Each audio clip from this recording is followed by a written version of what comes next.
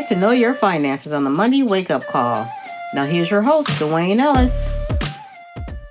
Good day, everybody. My name is Dwayne Ellis, and I'm the founder of the Wealth Syndicate, which is a financial planning firm in Silver Spring, Maryland.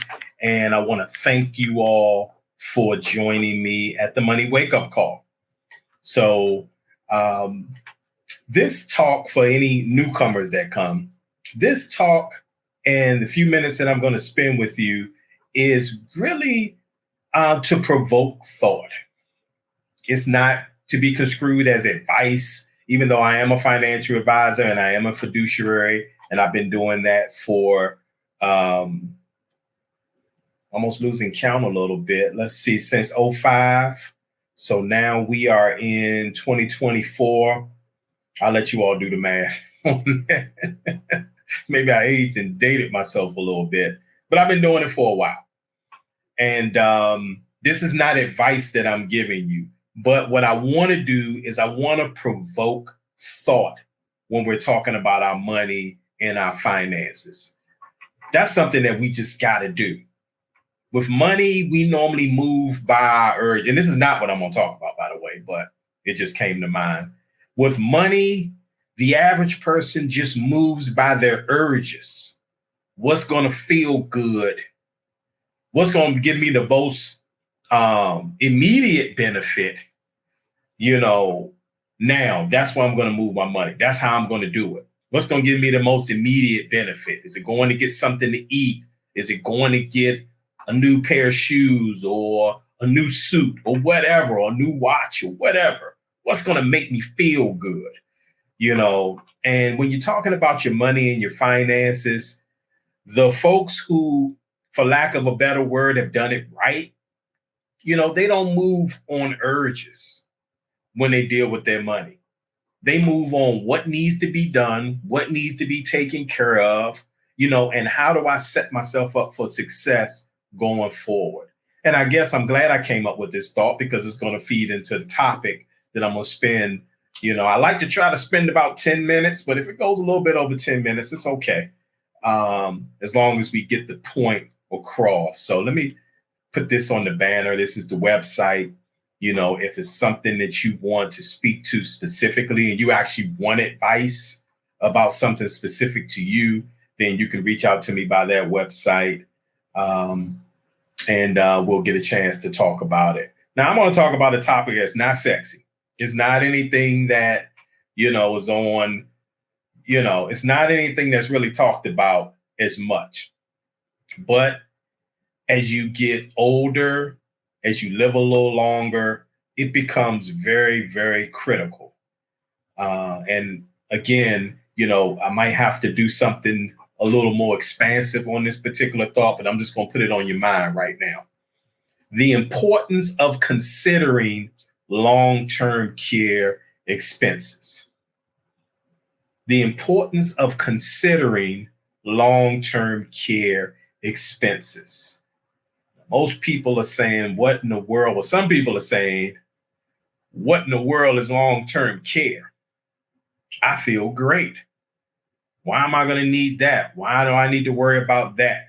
Is it actually an expense? What in the world is it? So I just want to put a definition and just kind of give a little bit of clarity to it. So long-term care involves a variety of services designed to meet a person's health or personal care needs when they can no longer perform everyday activities on their own. And I'm going to leave that up there for a second for you all to read it as well.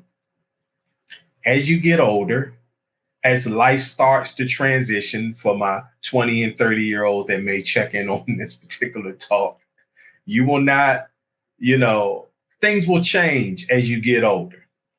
Now, there's things you can do. You can work out, you can eat right, you can take your vitamins, you can do all the other things that people talk about. Drink a lot of water, think right as best you can. It's a lot of things that you can do, but old age is undefeated. And there will be times in your life to where you're not going to be able to do the things that you can currently do now. So when that happens, there becomes a need for help or assistance. You need help. Now, what happens to folks who don't prepare for this? Now, I'll say this. Where I normally see this is I normally see this with my clients dealing with their parents or dealing with their grandparents or older folks in their family. And it becomes a situation where the parent, the grandparent, whoever can't do something that they would normally do.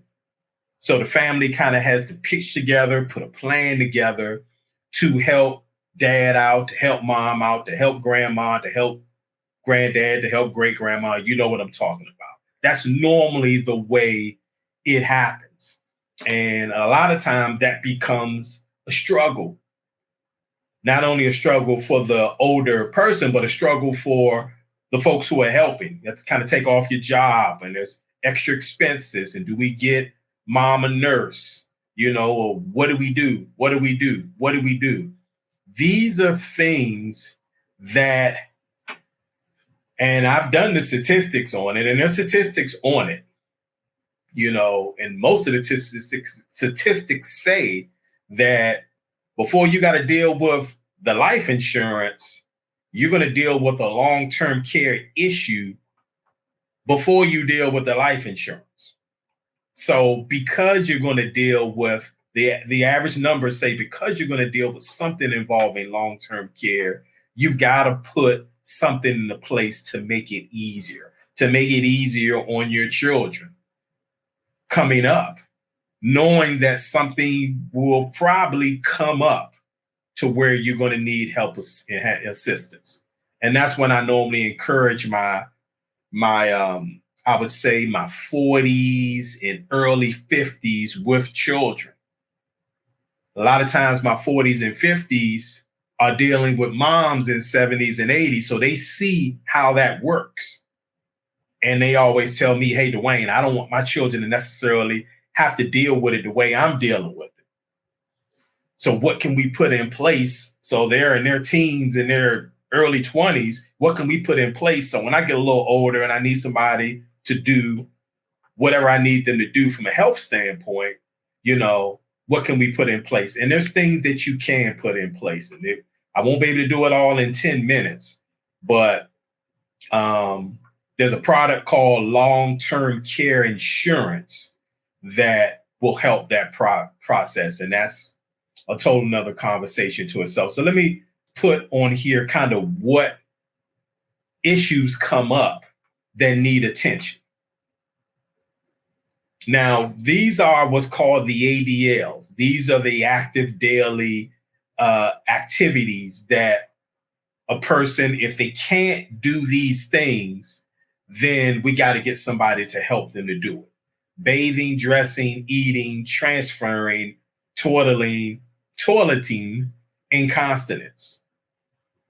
So, and maybe even if you're not older, maybe just something happens where you can't do some of these things, then that's where your long-term care insurance comes in to bring someone in to be able to fund bringing someone in to help either you or parent or whoever be able to do those things and kind of work through that process. There's another thing I want to show you as well. And as I was doing the research on this, I found this website and I bookmarked it because I'm going to use it. Now, we don't work for Genworth, but Genworth has been doing a good job on this particular topic. And if you reach out to me by my website or whatever, I'll send you the link so you can have the calculator yourself. This is a calculator of cost. So let's say you don't want to do the insurance. I hate insurance. Okay.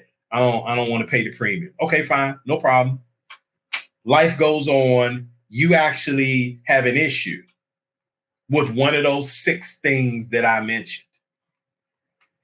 Here's just some of the cost for in-home care. Now, this is community or assisted living. This is something a little different. And then this is nursing home facilities. That's something a little different as well. Now, here's what I like about this particular website. First of all, you can put your zip code, you can put your city, your state, where you live, because expenses are different based on where you live. But here's what I like, but then I don't like it in a way. You can calculate future cost on this particular site as well. So yeah, we're living in 2023. You're 35 years old now. Okay, that's cool. But what's it going to be when you're 55, 65, 75? What are those costs going to look like? So you can actually drag this button and add on 10 more years in 1933, and then look at the numbers. They just skyrocket. They skyrocket.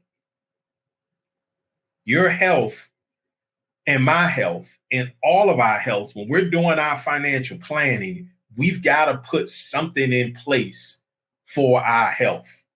Because if you don't, it's going to bust up all of the plans that you may have when you're talking about retiring and all the traveling you're going to be doing and this, that, and the other. If you don't have something in place that's going to take into consideration health, then you're missing the boat in your financial plan. So yeah, you can kind of just push this, toggle this up, and the numbers just get crazy, right? You know, and then a lot of times with our elders now, you know, they didn't know. They didn't know that inflation was going to be what it is. So there's no fault on them. They just didn't have people like myself to really say, hey, it's this number now, but if you take inflation and the cost of things 10, 20 years from now, it's going to double or it's going to get more expensive, you know. So you got to take that into consideration in making your moves. So what I'm saying to all of you now, and I'll wrap this up, is that, you know, when you're doing your financial planning and your long range thinking and your long range retirement planning, you have to consider having something in place to help you if health challenges arise. And again, one of the more effective ways of doing it is exploring long-term care insurance, which can be gotten in a lot of different ways. I'd have to talk to you specifically to find the most cost-effective and effective way of getting it done. So I promised you unsexy with this particular talk, but it just has to be had beforehand so you'll at least know and you'll at least consider it. So thank you so much for joining, and look forward to talking to you all again. Duty calls. Bye-bye.